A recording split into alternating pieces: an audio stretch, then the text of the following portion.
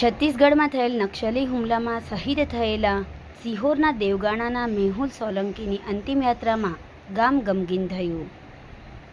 સિહોર તાલુકાના દેવગાણા ગામના ફોજમાં ફરજ બજાવતા મેહુલ સોલંકી, જે કમાન્ડો તરીકે છત્તીસગઢમાં ફરજ બજાવતા હતા, સેના દ્વારા નક્સલીઓ સામે ચાલતા સ્પેશિયલ ઓપરેશન દરમિયાન મેહુલ સોલંકી શહીદ થયા હતા, જેમની શહાદતને તેમના વતન દેવગાણા સહિતના આસપાસના ગામોએ અશ્રુભીની શ્રદ્ધાંજલિ આપી હતી.